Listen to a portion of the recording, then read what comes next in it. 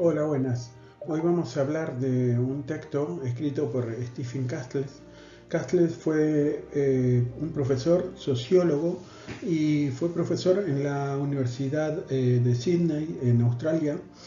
También fue director del Instituto Internacional de Inmigración de la Universidad en Oxford.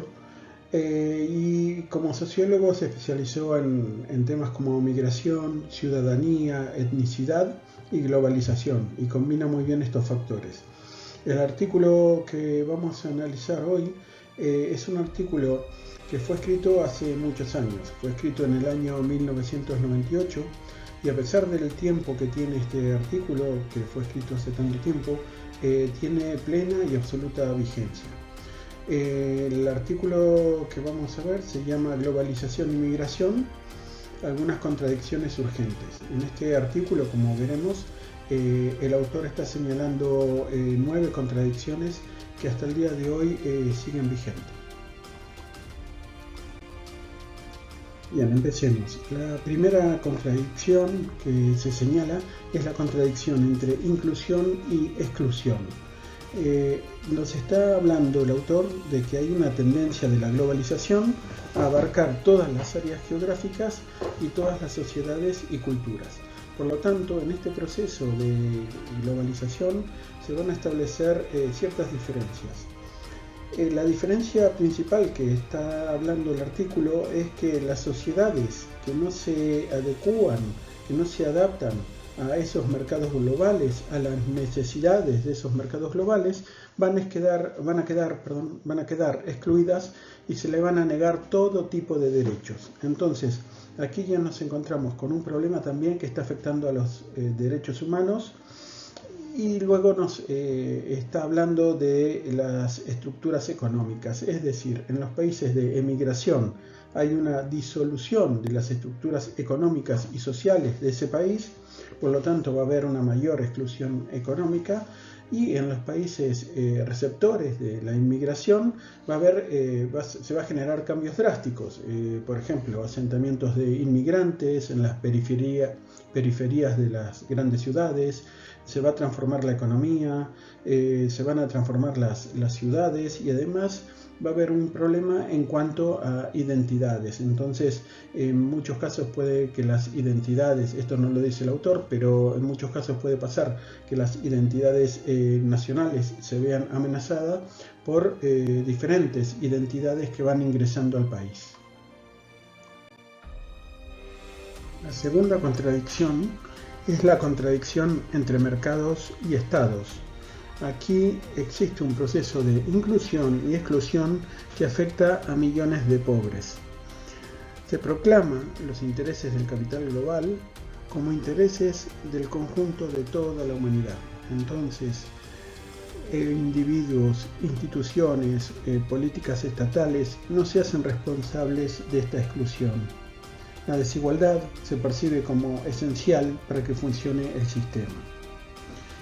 No existe una fuerza central que gobierne la economía mundial, pero organismos internacionales como el Fondo Monetario Internacional, el Banco Mundial, imponen a los gobiernos condiciones que en definitiva terminan con el desmantelamiento del sistema de bienestar y mucho desempleo. Como otros fenómenos también vinculados a esta contradicción entre los mercados y los estados nacionales, el autor señala, por ejemplo, la fuga de cerebros. La fuga de cerebros en donde en los países de origen se oponen a esta fuga de cerebros porque implica mucha inversión, y en cambio los países receptores los reciben con las manos abiertas.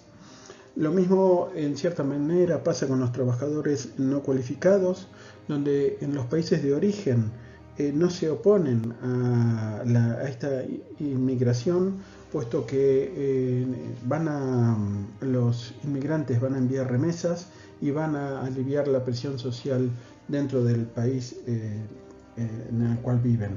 En cambio, los países receptores, y aquí entra mucho la política, en general se van a oponer, pero lo que ocurre también es que cuando necesitan de esta mano de obra van a hacer la vista gorda para que los inmigrantes ingresen a trabajar en sectores donde los nacionales no quieren trabajar. Bien, el tercer punto que señala el autor es la contradicción entre lo que es la riqueza y la pobreza. Aquí el capital global lo que está haciendo es produciendo un importante declive en el estado de bienestar y esto va a generar una mayor desigualdad tanto entre países como al interior de los mismos países. Entre los países industriales y los países en vías de desarrollo económico se produce una gran desigualdad y esto se va a traducir en que muchos países emergentes o en vías de desarrollo van a estar absolutamente excluidos del nuevo orden mundial. También es interesante ver el análisis de cómo se va generando y produciendo mayor exclusión, discriminación al interior de los propios países. Esta exclusión se suele dar por pertenencia, por tipo de identidad, en donde aquí vamos a encontrar poblaciones vulnerables como son, por ejemplo, minorías religiosas, étnicas, tema de pueblos indígenas, el tema de discriminación por raza, etc., en donde son poblaciones que van a estar constantemente marginalizadas de la sociedad nacional y que van a tener escasas posibilidades de ascender en la escala social.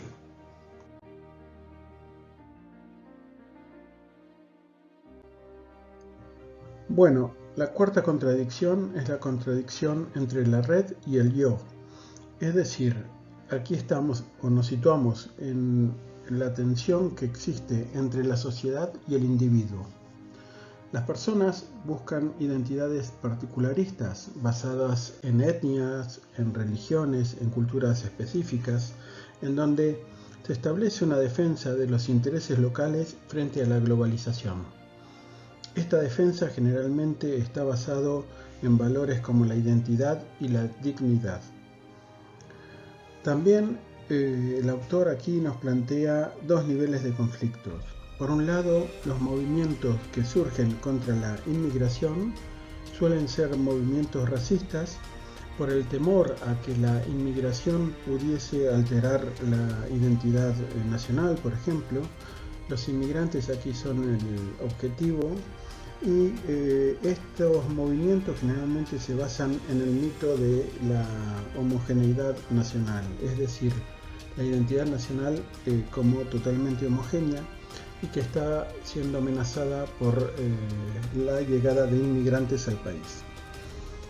El segundo nivel se sitúa en los movimientos étnicos. Y aquí se divide por un lado los movimientos separatistas, que son el resultado de vivencias experimentadas a partir del racismo, en donde son movimientos que expresan el racismo que han vivido en la sociedad y por lo tanto quieren separarse de esa sociedad que los discrimina y marginaliza. Y el otro nivel es el integrismo, en donde son movimientos en sociedades plenamente democráticas en los que luchan por el reconocimiento de los derechos, de las identidades, de las culturas que están siendo violadas por ese Estado nacional. Otra de las contradicciones que señala el autor es la contradicción entre lo global y lo local. En el nivel global puede tener efectos devastadores a nivel local y perjudicar en mucho a las poblaciones minoritarias. Por lo tanto, habría que, en cierto sentido, dar voz y favorecer a este nivel local, pero los estados en general suelen despreciar el contexto, el ámbito local, a favor de los intereses nacionales.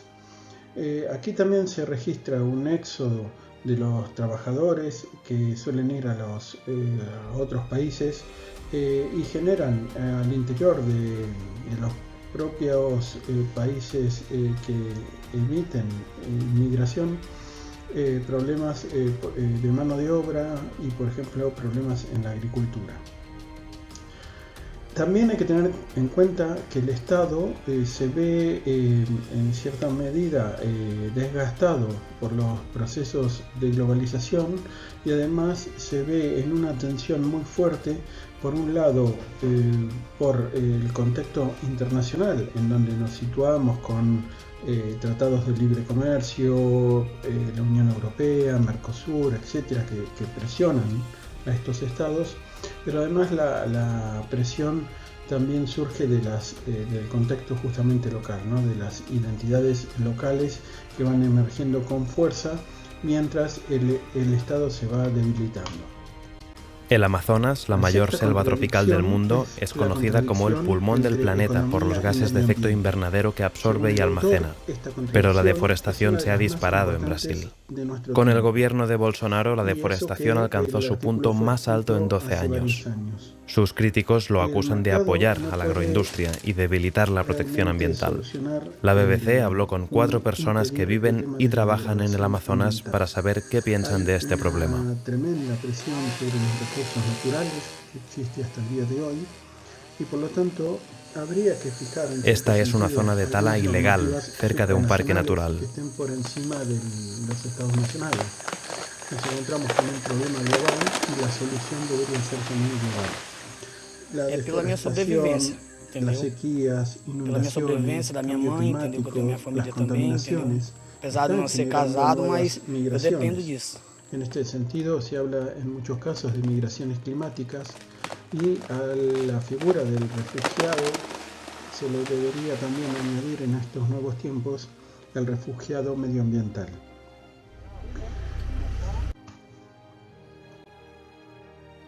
La séptima contradicción nos habla una contradicción entre la modernidad y la posmodernidad.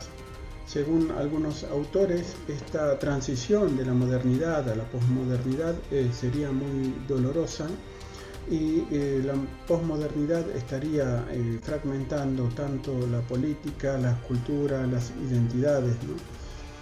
Aquí hay que tener en cuenta que hay otros autores que no entienden esta transición de la modernidad a la posmodernidad. Esto no lo dice el artículo, pero por ejemplo tenemos autores como Enrique Dussel que proponen que de la modernidad se va a pasar a otro periodo que va a ser la transmodernidad, ¿no? Que va a ser superada la modernidad en otra época, no se sabe cuándo, pero no plantean la existencia de una posmodernidad. Luego el autor plantea la globalización como producto de la modernidad y esto está bien, pero aquí el autor se olvida de hablar de la colonialidad, es decir, no se puede entender la globalización y no se puede entender la modernidad sin hablar de la colonialidad. Colonialidad y modernidad son dos caras de la misma moneda. En este sentido, hubiese estado bien que el autor se refiera también a los procesos de colonialidad, colonialismo que existió para formar esa modernidad que tenemos en la actualidad.